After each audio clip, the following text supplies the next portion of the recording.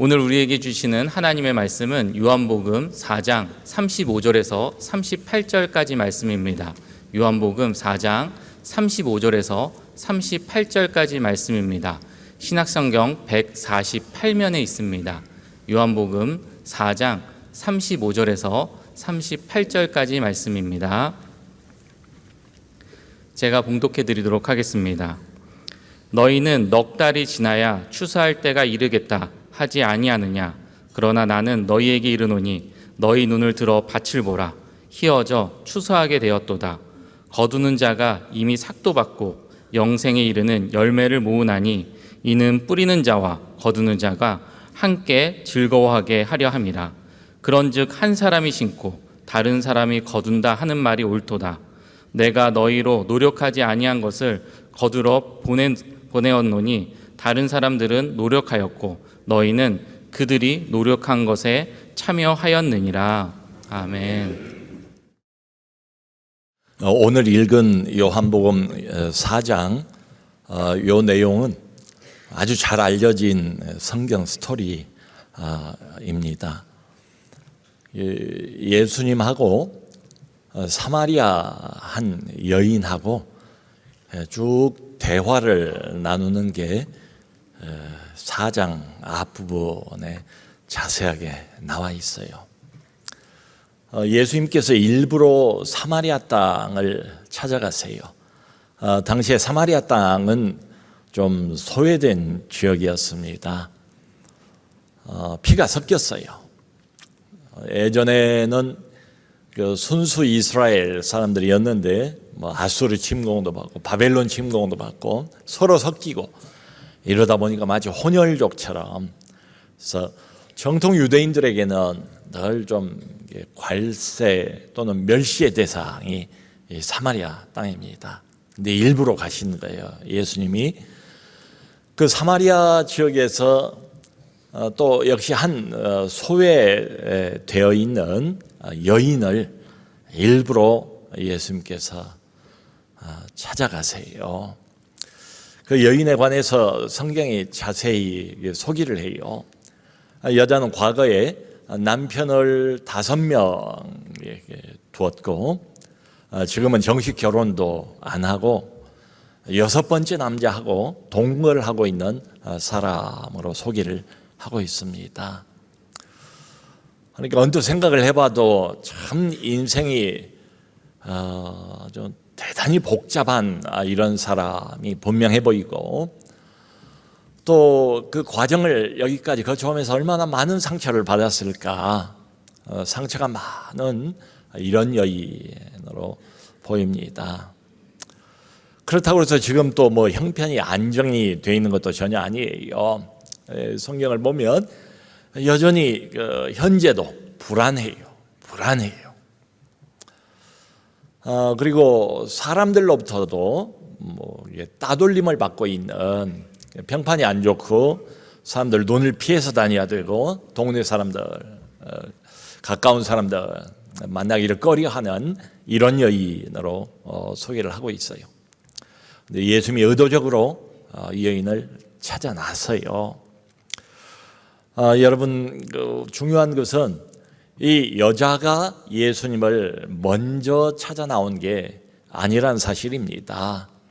내 인생이 너무 힘들고 어렵고 고통스러우니까 본인이 먼저 예수님 이름을 부르면서 주님 앞에 나오는 게 아니에요. 예수님께서 이 여인을 먼저 찾으세요. 예수님이 누군지 듣지도 보지도 못한 사람이에요. 오늘 이 본문 전까지는 전혀 알 수도 없었고 관심도 없었던 사람, 예수님이 항상 먼저 찾아가세요. 이건 아주 정확하게 오늘날도 적용이 됩니다. 항상 하나님이 우리 인간을 먼저 찾아오세요. 인간이 알아서 하나님을 먼저 찾아 나서는 법은 없어요. 참 하나님, 진짜 살아계신 창조주 말이에요. 그분을 우리가 먼저 마음이 내키고 마음이 동하고 자원해서 겸손한 마음으로 그분을 먼저 찾지 않아요. 죄로 가득 물들고 어둠으로 여전히 사로잡혀 있는 인간들인지라 예나 지금이나 이건 똑같습니다. 항상 어떤 사람이든 하나님이 먼저 그 사람을 찾아오세요. 그리고 야곱의 우물가에서 예수님하고 이 여인하고 이제 대화가 시작이 돼요. 내게 물 좀 달라. 처음에는 물 한 잔, 이걸로 이제 대화가 시작이 됩니다. 처음에 시작은 마시는 물이었는데 예수님께서 점점 이 여인을 유도를 해가십니다. 나중에는 영원한 생수, 하늘의 생수 이쪽으로 여인의 관심을 돌리세요. 그리고 나중에 이렇게 말씀을 하십니다. 이 물을 마시는 자마다 다시 목마르려니와 내가 주는 물을 마시는 자는 영원토록 목마르지 아니하리라. 영원토록 내가 주는 물, 세상의 물 말고 하늘의 생수, 예수께서만 주실 수 있는 물이 따로 있다. 이렇게 말씀을 하시는 거지요. 여러분, 여기 지금 가장 소망 없어 보이는 한 여인이 있어요. 여기 가장 어쩌면 세상에서 외로운 한 여인이 있습니다. 어떤 여인인가를 예수님께서 이미 알고 계세요. 그럼에도 예수님께서 이 여인에게 어떤 질책의 말씀, 도덕적인 지탄의 말씀 단 한마디도, 그런 암시도 없어요. 오히려 이 여인을 예수께서 불쌍히 여기십니다. 이 여인을 이해하세요. 이 여인의 상태, 상황, 마음을 품으세요. 여러분, 온 세상이 어쩌다가 나를 비난하고 손가락질하고 그런다 할지라도 우리 하나님은 다르세요. 우리 하나님은 우리를 긍휼히 여기세요. 그러니까 내가 무슨 일론가 세상적으로 가장 비참한 처지에 놓여 있을 때 나는 스스로 생각하기를 이제 모든 게 다 끝났다. 내 인생 끝났다. 여기까지다. 더 이상 없다. 이런 생각을 할 수 있을 거예요. 힘들 때는. 근데 오늘 이 여인의 경우를 보면 바로 이런 때, 인생의 가장 어렵고 힘든 이런 때, 이때야말로 살아계신 하나님을 비로소 만나는 때가 아닌가 생각이 돼요. 이때 하나님을 본격적으로 만나게 돼요. 참 이렇게 보면 우리가 인생 밑바닥으로 이렇게 내려가는 일, 인생 밑바닥으로 떨어지는 것을 두려워하잖아요. 그런데 영적으로 보면 그게 꼭 그렇게 나쁜 것만은 아니지 않은가. 여러분, 우리 하나님은 우리가 낮은 자리에 있을 때만 보여요. 높은 자리에 있으면 마음이 높아져서 하나님이 안 보여요. 우리가 인간적으로 좀 불행해 보일 때 그때 하나님이 가까이 다가오세요. 그리고 친밀하게 우리를 대해주세요. 바로 그런 때. 그러니까 소위 말하는 인생의 벼랑 끝, 그 벼랑 끝, 거기야말로 우리 하나님을 본격적으로 만나는 시간이에요. 하나님을 본격적으로 만나고 구원을 얻는 시간이 종종 보면 그런 때예요. 그런 인생의 여러 고통거리들을 이용을 하셔서 결국 하나님께서 이런 양을 찾아내세요. 익은 곡식을 추수를 하세요. 종종 그렇게 하세요. 이 사마리아 여인에게 그러신 것처럼.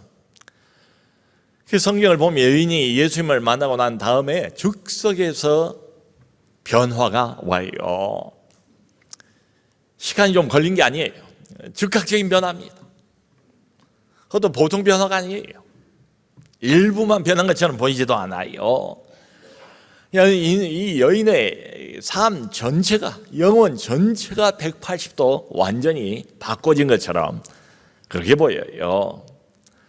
이 여자가 아무도 없는데 떼약볕에 정오에 사람들 없는 틈을 타서 물길로 나왔거든요. 지금 근데 예수님을 만났어요. 그리고 난 다음에는 이고 왔던 물동이를 그대로 내려놓고는 동네로 다시 들어갔습니다. 그 동네 다니면서 외치기 시작하는 거예요. 사람들에게 이분을 소개하기 시작하는 거예요. 예수님의 증인이 된 거예요. 복음의 증거자가 된 거예요. 여러분 와보세요. 이분을 보세요. 이분을 만나보세요. 내 인생을 속속들이 꿰뚫어보고 있는 이분을 만나보세요. 내 인생을 안팎을 속속들이 꿰뚫어보고 있을 뿐만 아니라 나에게 무엇이 필요한가를 알려주신 이분을 만나보세요. 이분이야말로, 이런 분이야말로 우리 영혼을 꿰뚫어 보시고 우리 영혼에 꼭 필요한 것을 주시는 이런 분이야말로 우리가 기다리던 메시아가 아닙니까? 그리스도가 아닙니까? 그러니까 여러분들도 나와보세요. 이분을 꼭 만나보세요 라고 동네에 들어가서 외치고 다니는 겁니다. 사람들이 그걸 보고 깜짝 놀랬죠. 원래 이런 여자가 아니니까요. 사람을 피해 다니는 여자였는데. 그러니까 모두 의아했지요. 아니, 이 여인이 왜 이렇게 변화가 됐는가? 사람들의 눈을 피해 다니는 사람이 아닌가?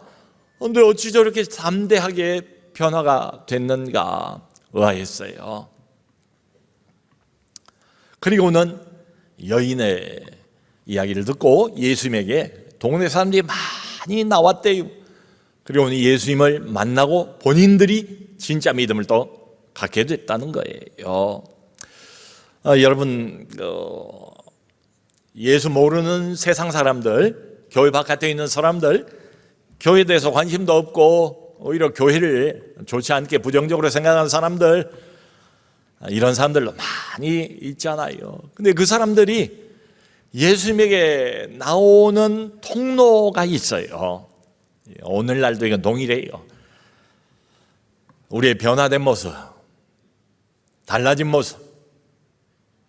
전엔 저 사람이 저러지 않았는데, 저럴 사람이 아닌데, 그리고 만나보니까 자기들에게는 없는 뭔가를 가지고 있는 것처럼 보여요.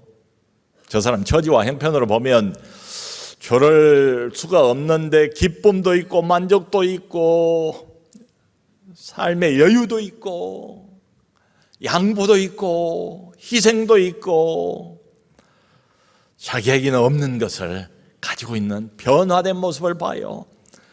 그 변화된 모습이 굉장한 매력의 포인트입니다.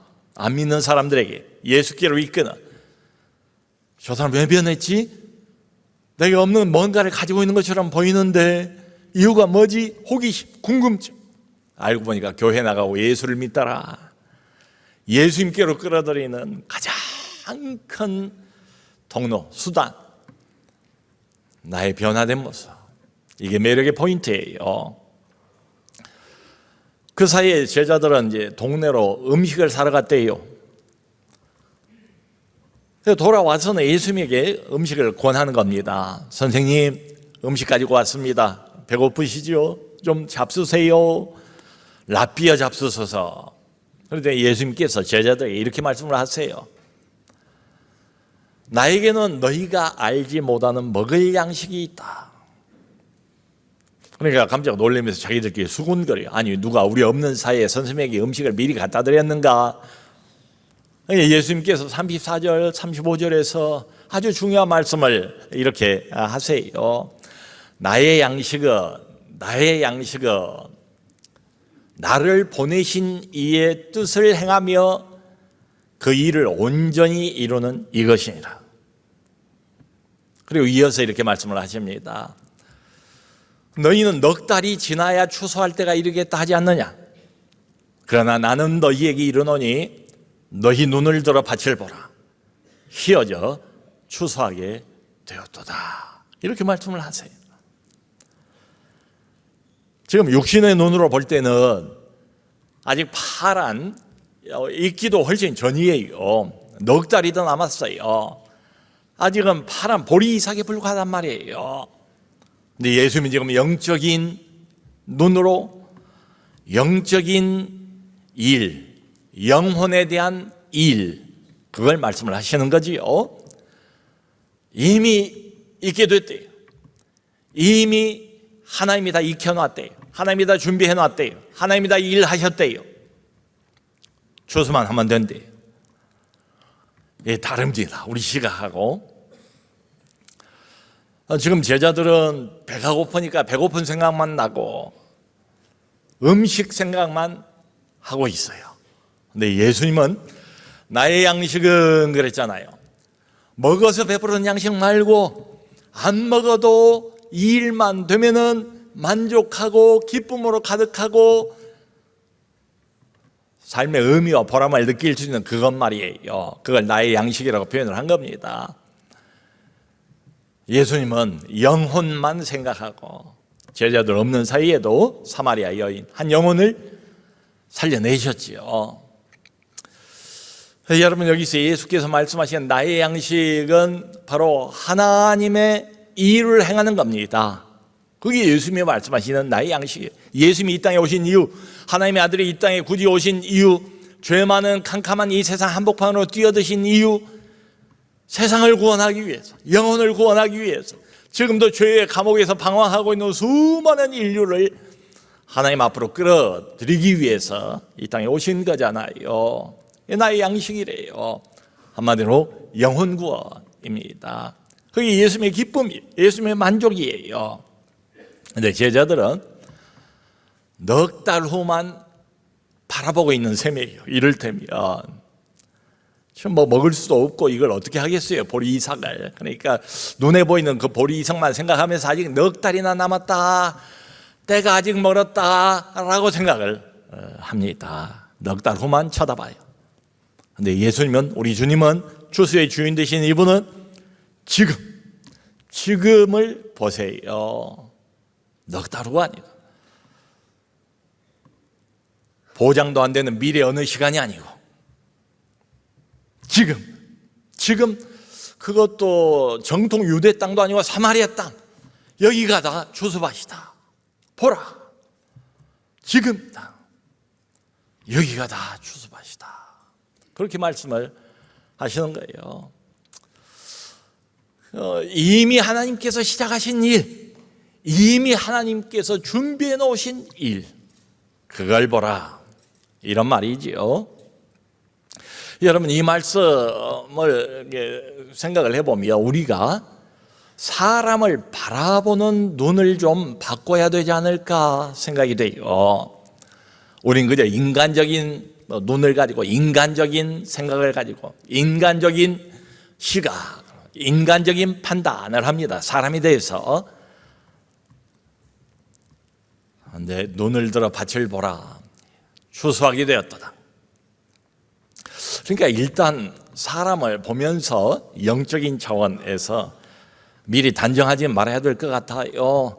저 사람은 아직 한참 남았어. 4개월 남았어. 6개월 남았어. 아니, 평생 가도 교회 나올 사람이 아니야. 하나님과는 도무지 가까워질 수 없는 인생이야. 내 생각으로 사람에 대한 단정, 이걸 일단 피해야 될 것 같아요. 그리고 우리가 있는 이 삶의 현장 주변을 영적인 밭,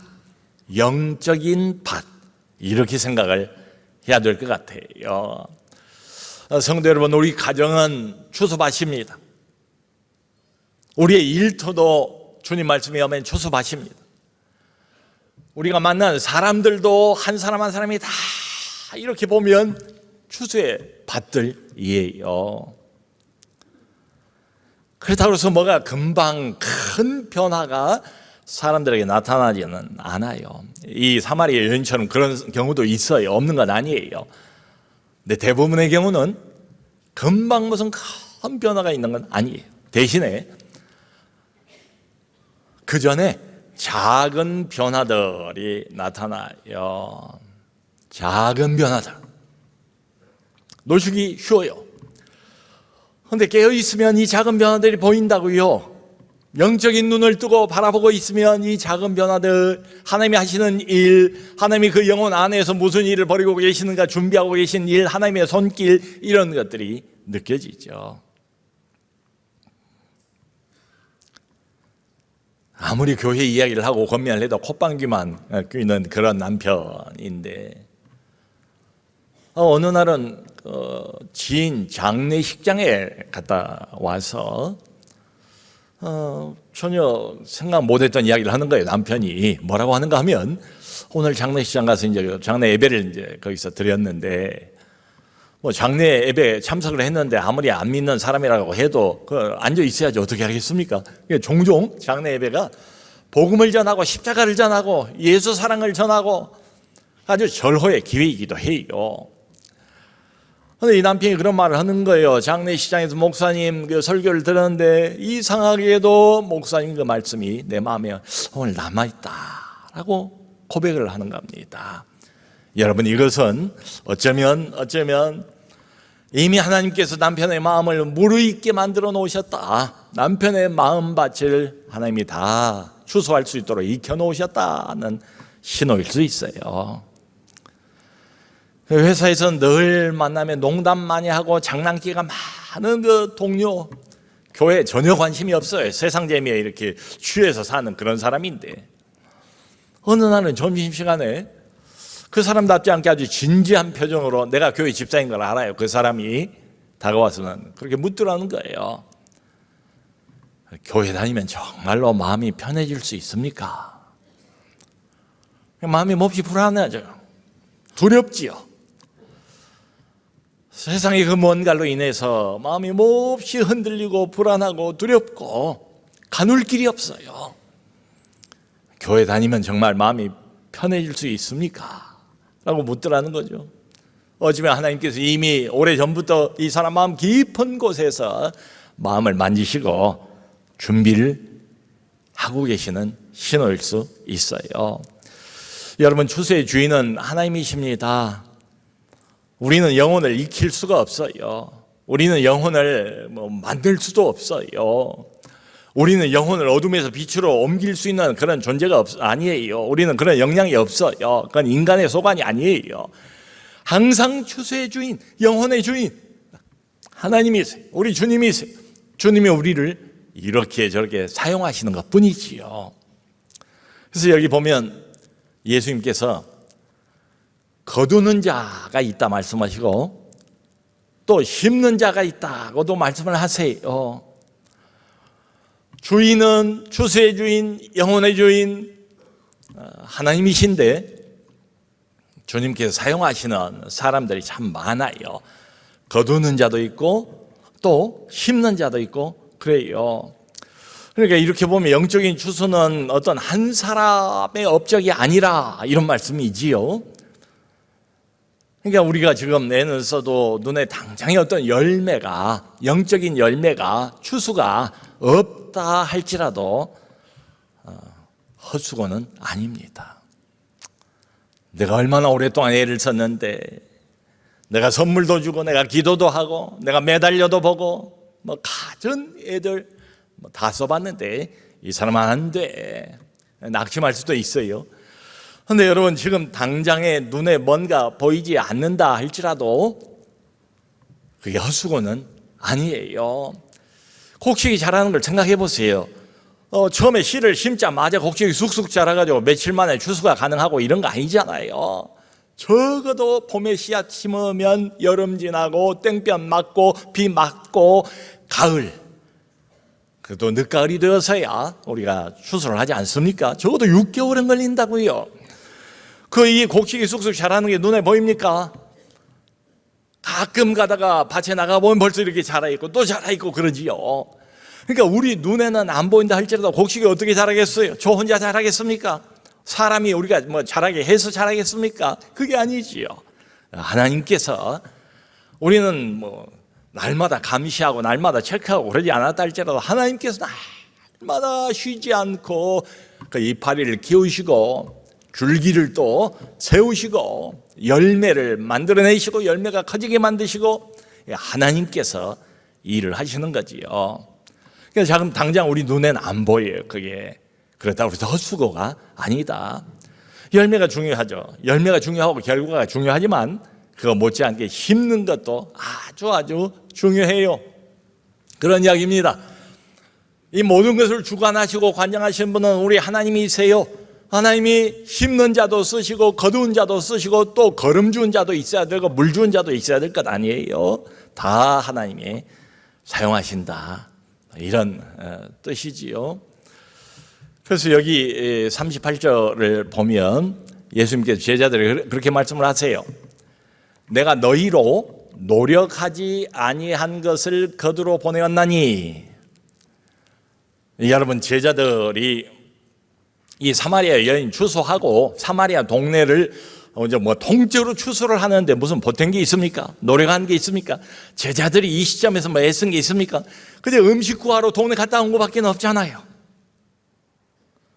그래서 내가 너희로 노력하지 아니한 것을 거두러 보내었나니, 노력을 했다고 생각하면 조금 넓혀서 생각을 해보면 광야에 나타나서 회개를 외쳤던 세례 요한, 그리고 요단강에서 회개의 세례를 베풀었던 세례 요한이 수고를 했겠죠.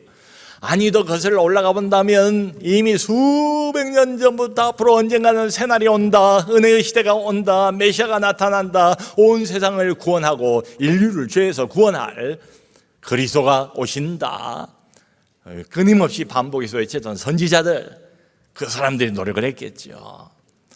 내가 너희가 노력하지 아니하는 것을 거두러 보내었나니. 여러분, 사실 그렇잖아요. 이 사마리아 여인을 찾아간 분도 예수님이고, 대화를 시작한 분도 예수님이고, 여인의 마음을 여는 분도 예수님이시고, 그리고 말을 통째로 추수의 준비를 하신 분도 예수님이세요. 그러니까 이 말의 핵심은 추수의 주인이 너희가 아니다, 추수의 주인이 인간이 아니다. 비록 우리가 심기도 하고 거두기도 하지만 착각을 해서는 안 되겠지요. 진정한 주인은 저 위에 계시다, 하늘에 계시다. 그분이 이 모든 일들을 주관하신다. 우리가 VIP들을 위해서 참 애를 많이 써왔습니다. 네, 여러분, 그것과 동시에 우리가 생각할 것은 하나님께서 애를 쓰고 계시다, 하나님께서 일을 하고 계시다. 내가 애쓰기 전에 하나님께서 놓치지 않고 이파리를 키우시고 열매를 키우시는 것처럼 그 영혼을 준비하고 계시다. 이걸 기억할 필요가 있어요. 어떤 분이 교회 참 열심히 다니는 집사님인데 남편을 위해서 17년 동안 기도를 해오셨대요. 17년, 적은 세월이 아니죠. 교회 가자고 권면만 하면 화를 내요. 감히 어떻게 말도 못해요. 한다고 이 일을 또 포기할 수는 없잖아요. 슬며시 교회에서 무슨 전도지나 이런 것을 내밀면 그냥 던져버려요. 쓰레기통에 넣어버려요. 보란 듯이 말이죠. 마음이 얼마나 강팍한지. 그래도 이 아내가, 이 집사님이 포기를 안 해요, 남편을. 그래서 밥 먹을 때마다 속으로 남편 위에서 기도하고, 새벽마다 남편의 이름 석자를 불러가면서 하나님 앞에 기도하고 매달리고 주여 저 영혼을 불쌍히 여겨 주옵소서, 자비와 긍휼을 베풀어 주옵소서, 마음을 열어 주옵소서. 눈물을 흘리면서 기도한 세월 17년. 그러던 끝에 남편이 큰 병을 겪었어요. 큰 병을 겪고 난 다음에 교회 나오기 시작하고 예수 믿고 세례를 받았어요. 그 세례 받는 날 얼마나 감격스럽겠어요. 이 사정을 알고 있는 다른 집사님이 그러시더래요. 집사님, 드디어 남편이 교회 나오셨네요. 축하해요. 그 말을 듣고 이분이 눈물을 흘리면서 맞아요, 너무 감사하고 감격스러워요. 그런데 내 남편이 갑자기 교회 나온 게 아니에요. 17년 동안 하나님께서 일하셨어요. 여러분, 이 말 17년 동안 하나님이 내버려둔 게 아니라고요. 포기한 게 아니라고요. 생각해보면 이 외롭고 소외당한 인생의 모든 소망이 다 사라져버린 것 같은 이 여인, 하나님이 이 여인의 과거 개입해 계셨죠. 여인이 살아온 삶의 족적 하나님이 함께 오셨지요. 여인은 고통스러웠지만, 희망이 없었지만 그 모든 인생의 스토리 하나하나가, 고통 하나하나가 하나님이 이 여인을 준비시켜 오신 과정, 하나님이 이 여인을 위해서 일해 오신 과정이지요. 하나님은 그렇게 일하세요. 그러니까 어떤 사람은 거두는 자일 수가 있습니다. 근데 또 어떤 사람은 심는 자일 수가 있어요. 우리는 다 모두 거두는 자 되기를 바라잖아요. 그런데 어쩌면 나는 처음으로 그 영혼의 뭔가를, 영적인 것을, 하늘의 것을 심는 사람일 수 있어요. 나는 중간에 겨우 물 한 번 뿌린 사람일 수 있고요. 나는 그 영혼이 시들지 말라고 걸음을 주는 그런 역할을 한 번 맡은 사람일 수도 있고요. 어떤 사람은 기도로 심습니다. 어떤 사람은 눈물로 심어요. 어떤 사람은 친절한 행동으로 심어요. 어떤 사람은 그저 한번 지나가면서 간단하게 건네는 전도의 말 한마디로 심어요. 사랑하는 성도 여러분, 근데 이 모든 것들을 하나님께서 사용을 하세요. 다음 주에 이제 이 자리에 VIP를 모시고 나올 우리 인도자뿐만 아니라 오시는 그분들을 밝은 얼굴로 환대해 주시는 분들, 그분들을 위해서 섬기는 분들, 이것저것 봉사를 기꺼이 해 주시는 모든 분들이 이렇게 보면 주님의 추수, 주님의 영적 추수에 동참하는 사람들이에요. 그러니까 예수께서 여기 36절 뒤에 보면 이런 말씀을 하세요. 결국은 뭐냐? 결국은 뿌리는 자도 거두는 자도 함께 즐거워하게 하려 함이라. 아멘. 뿌리는 자도 거두는 자도 중간에 물드는 자도 걸음 주는 자도 모두가 다 함께 이 하나님의 영적 추수에 동참하는 자들, 함께 즐거워하는 자들이라는 거예요. 사랑하는 성도 여러분, 예수님께서는 이 여인을 아시고 여인의 인생을 아시고 여인이 어떻게 살아왔는가를 분명히 아시고 의도적으로 이 여인을 만나셨어요. 참 오랜 세월 동안 방황하고 어둠을 헤매는 여인이었습니다. 그러나 그때에도 하나님께서 일하고 계셨다. 이 여인의 인생 한복판에서 말이죠.